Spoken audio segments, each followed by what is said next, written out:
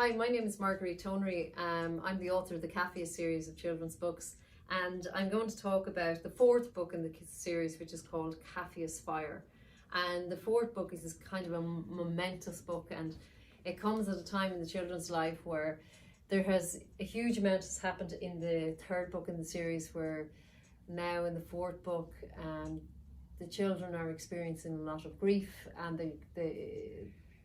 the Kapheans, the people of Kapheus, the creatures of Kapheus, are also experiencing that grief. So everybody is struggling, and they're just about getting through their days. So they're going from day to day and just about getting through the work that they have to do in that day, go to school, do whatever they have to do, Eliza and Jamie. And so it's kind of just ordinary lives and managing their grief. And then, so there's one thing in particular about this book. Joachim, the black wolf, he has something in the bottom of the wardrobe. He's taken to sleeping in the bottom of Eliza's wardrobe all day long, which he never did before, but Eliza has kind of just accepted it. So this particular morning, Eliza goes, has a shower, gets dressed, and while she's doing all of that, Joachim, the black wolf, he pulls all the clothes from the base of Eliza's wardrobe, pulls all of them out, and then settles them all and makes them all really neat and tidy, and puts them all back in nice and neatly and tidy, and then puts in a bag that has a dragon's egg inside. And then he climbs into the wardrobe and he nestles himself or huddles himself around this dragon's egg to keep it warm. And Eliza comes back into her room. She sees Joachim asleep, or just about to fall asleep at the base of her wardrobe, and she says, "Bye Joachim, sleep well," and she leaves for the day. So Eliza closed the wardrobe door over until only a small opening was left for Joachim to see through, and then she left. Joachim was now content that his work was done for the morning, and so he closed his eyes and drifted asleep.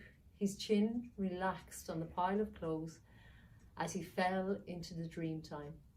Suddenly, there was a loud bang on the wardrobe door and it shut tightly. Joachim was furious. He did what any wolf would do at that moment and broke the lock with brute force. "Who's there?" he growled, throwing the door open. "Who dares enter Era without my consent?" "What is you so grumpy? You're like someone who got out of the wrong side of the bed, Joachim," said Mother Badger, hiding beneath the wardrobe. Joachim landed onto the bedroom floor and crouched down to see who was beneath the wardrobe. It was then that he was knocked over by a family of badgers tumbling through the boundary between the two worlds. Joachim quickly brought himself to his feet. He had had enough. The black wolf howled to his pack. "What are you doing? We are here to help you. Don't call the pack. I had such a dream last night that I knew I must come to your aid," Mother Badger said, crawling out from under the wardrobe. "You know what it's like with us badgers. One for all and all for one," she said. And then Mother Badger paused and she looked into the wardrobe. "Not that it's any of my business, but you could keep your wardrobe a little tidier. When did you last clean the bottom of this wardrobe?" she asked Joachim. "Mother Badger, you didn't come all this way to discuss my level of cleanliness," Joachim snapped. "What is this about?" "Well, let me tell you. Oh, by the way, could you call Etching? We need her for this one." What one? What are you doing here?" "Oh, please call her." Joachim howled for Etching. That howl was heard by his pack, who were filing down the hillside through the meadow. They carried that howl and projected it back up the hillside towards Etching's cottage. Inside the cottage, Fiona the elf stopped kneading the bread on the kitchen worktop and listened. Etching too heard the call and turned her head to the sound for a moment before returning to look into the fire. "Etching, they're calling you. It's the wolves," urged Fiona, walking into the living room. "Etching, you must go." "It has to be Joachim. There must be something wrong in Era," said Fiacra.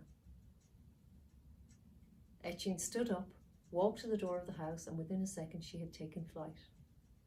"We'll have to thank the wolf one day for getting her to fly again," said Fiacra. "I hope it's nothing too bad in Era," Fiona said. Onwards that robin flew from the hillside through the valley and to the boundary between the two worlds with a determination and zest that defined her. No matter what had happened in her life, she was not going to allow any more sorrow to come to Eliza and Jamie. She was determined that whatever was happening in the area, that she would find a way to sort it out. Did you hear something? Cottle asked Jamie. He opened the door of Buddy's stable. No, said Jamie, lifting the manure with the pitchfork. I thought I heard the sound of a wolf.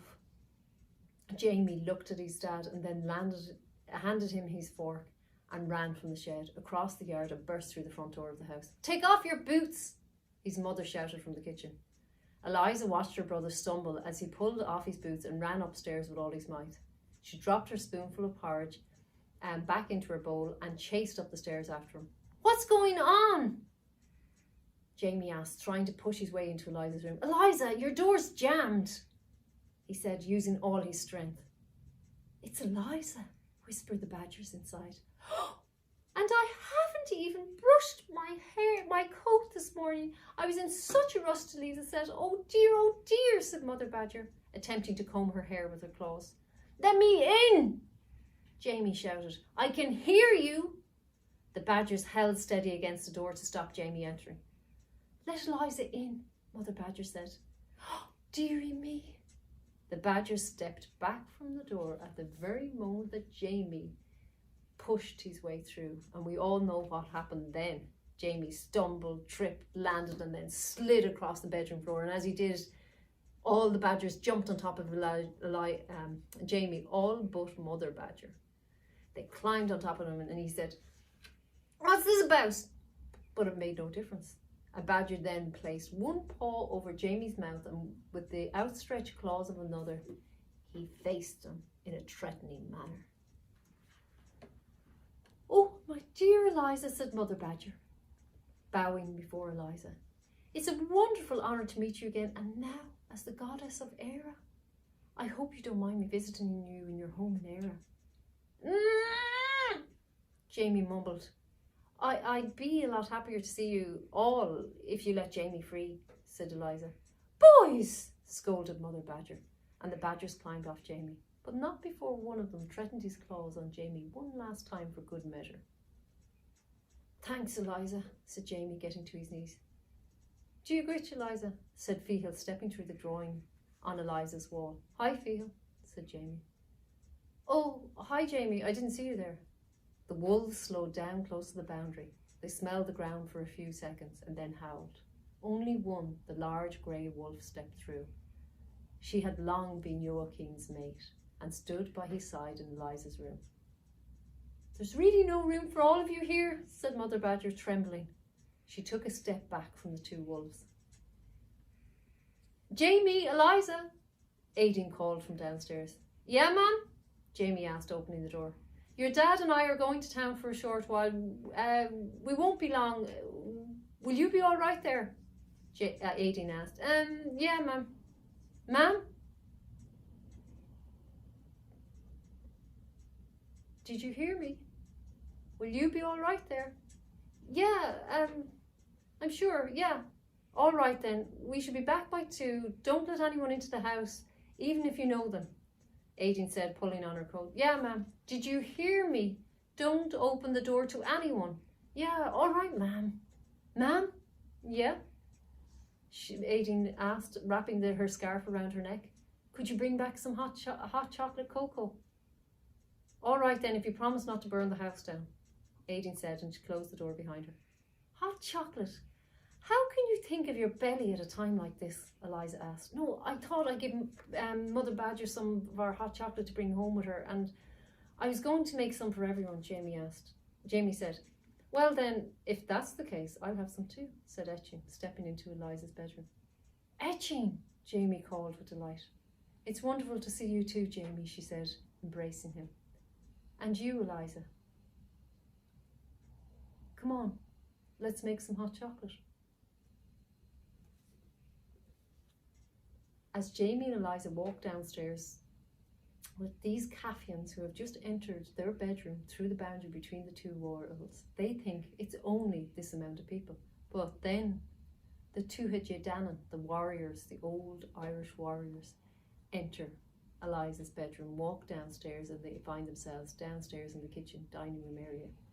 On top of that, the elves walk in, the leprechauns come to visit, the foxes there, the wolves are there, everyone. It's crowded, completely and utterly crowded, and Grandmother Oaks, and they all want to know what's the story is here with Mother Badger. Why has she risked her life to cross through the meadow and enter Eliza's world? And they all ask her about this prophetic dream that she had. And she says, I saw them fly across the sky, spitting flames of fire as tall as trees, and then the wind changed direction, and everything was still for what seemed an eternity. And clocks. There were clocks everywhere. And with this, everyone departs. The time has come. War is about to break out in Kapheus. This is a book that you may like to read. And if you'd like to read it, you can purchase it online at kapheus.com, Kapheus.com, and I will inscribe it for the child in your life and sign it from the author. Thank you for listening.